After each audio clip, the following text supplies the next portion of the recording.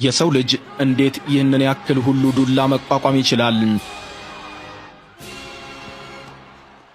ቦምበር አሊያም ከዚያም በከበደ ዕቃ ፊቱ ላይ ሳይቀር ዕቃው ተሰባብሮ ድምጥማጡ እስኪጠፋ ድረስ ይቀጠቀጣል። አየር ላይ የተወረወረ ግዙፍ ሰው እላዩ ላይ በኃይል ተወርውሮ ከመሬቱ ጋር ያጣብቀዋል። አንዱን እያነሳ ያፈርጣል፣ ያጋጫል፣ ያላትማል።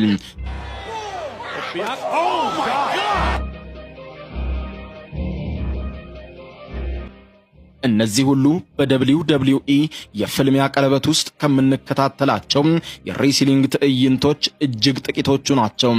ይህንን ዝግጅት ለሚመለከት ማናቸውም ሰው ተፋላሚዎቹ ከብረት ነው እንዴት ሰሩት ብሎ ቢጠይቅ ውሸት ቢመስለው አይፈረድበትም። በየዓመቱ ብዙ ተወዳዳሪዎች ወደ ውድድሩ ቀለበት ያመራሉ። ሲፋለሙም አዳራሹን በሚሞሉት ላቅ ያለ ቁጥር ያላቸው ታዳሚዎች ጩኸትና የሞራል ድጋፍ ተፋላሚዎቹ ወደ መፋለሚያቸው በኩራት ደረታቸውን ነፍተው ይገባሉ። ነገር ግን ከዚህ ከWWE የሬስሊንግ ፍልሚያ ጀርባ ተሰምተው የማይታወቁ በርካታ አስገራሚ ምስጢራት እንዳሉ በዛሬው ፕሮግራሜ በስፋት እንቃኛለን።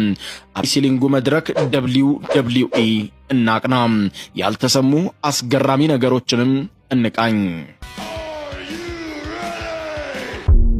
ከሬስሊንግ ጀርባ ያሉ ሚስጥራት ዛሬ በዓለማችን ላይ በአሁኑ ሰዓት በ180 ሀገራት በ28 ቋንቋዎች ተተርጉሞ ከ800 ሚሊዮን በላይ የሚልቁ የቴሌቪዥን መስኮቶች ላይ በጉጉት እንደሚጠበቅ የሚነገርለት በሀገር አሜሪካ ብቻም ከ11 ሚሊዮን በላይ ቋሚ ደጋፊዎችና ተከታታይ አባላት ያሉት ትልቁ የቴሌቪዥን ፕሮግራም WWE የሬስሊንግ ውድድር ከጀርባው ያዘው ተሰምቶ የማይታወቅ ሚስጥር በበርካቶች ዘንድ ዛሬም ጆሮ ሳይደርስ ቆይቷል። በተለይም በርካቶች ይህ ፕሮግራም እውነት እየመሰላቸው ልባቸውን ሰቅዘው ይመለከታሉ። ቡጢው የሚካሄድበትን ቦታም ከበው የሚመለከቱ በሺህ የሚቆጠሩ ተመልካቾችም ልባቸውን ይዘው ሁኔታውን በፍቅርና በናፍቆት ይከታተሉታል።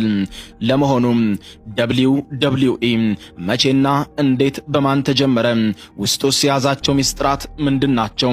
እነሆ ከጅማሬው ተነስተን እንመልከት። 1952 በጄስ ማክመሆን ጠንሳሽነት ሐሳቡ እንደተፈጠረ የሚነገርለት ወርልድ ሬስሊንግ ኢንተርቴይንመንት ወይም WWE የሐሳቡ ጠንሳሽና ባለቤት በ1963 ባጋጠመው አደጋ ምክንያት ድርጅቱን ለልጁ ለቪንሰንት ጄክ ማክመሆን አውርሶት ይሞታል።